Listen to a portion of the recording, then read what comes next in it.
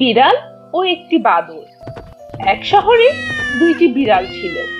তারা দুজনেই একসাথে খেলা করত এবং একসাথেই খাবার খেত। একজনের নাম ছিল লুচি আর অন্যজনের নাম ছিল পুচি। দুজনের মধ্যে খাবার নিয়ে অনেক ঝগড়া হতো। তারা দুজনেই চুরি করতে খুব পটু ছিল।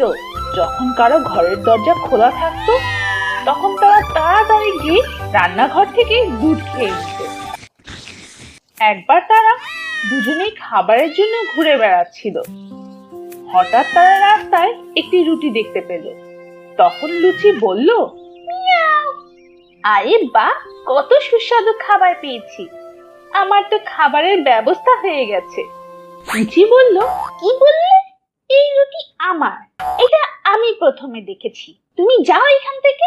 লুচি বলল, তুমি সব সময় অন্যের খাবার খাও, অন্যের খাবার ছিনিয়ে নাও, চলে যাও এখান থেকে, এটা আমার রুটি, আমাকে বোকা বানাবে না, এই রুটি আমার। লোভী কোথাকার, আমার আমার আমার আমার আমার। বিড়াল দুটি রুটির জন্য জোরে জোরে ঝগড়া করতে লাগলো। একসাথে। তখনই সেখানে তাদের বন্ধু বাদর আসলো। বাদর বলল, এই সামান্য ব্যাপারে কেন ঝগড়া করছো? আমি এই রুটি দুই ভাগ করে দিচ্ছি, তোমরা দুজন সেটা খেয়ে নিও। ওহ বাদর, আমাদের অনেক উপকার হবে, ও তো সব সময় আমার সাথে ঝগড়া করে। নাও, রুটি দু টুকরো হয়ে গেছে। না না, এখানে এক খণ্ড ছোট আছে।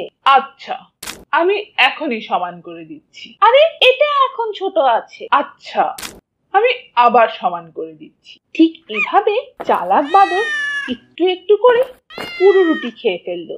আর বিড়াল দুটি এটা দেখে দুঃখ করতে লাগলো। আরে আমরা এটা কি করলাম? এই চালাক বাদর তো আমাদের রুটি খেয়ে নিল। লোকে ঠিকই বলেছে, ঝগড়া করে কিছুই পাওয়া যায় না। এর থেকে তো আমরা নিজেরাই রুটি ভাগ করে খেয়ে নিলে ভালো হতো, তাই না পুচি? হ্যাঁ। দুই কাক। এক জঙ্গলে দুইটি কাক থাকতো, একজন কালু এবং অন্যজন হলুদ। দুজনে মিলেমিশে একসাথে থাকতো, কিন্তু তাদের মধ্যে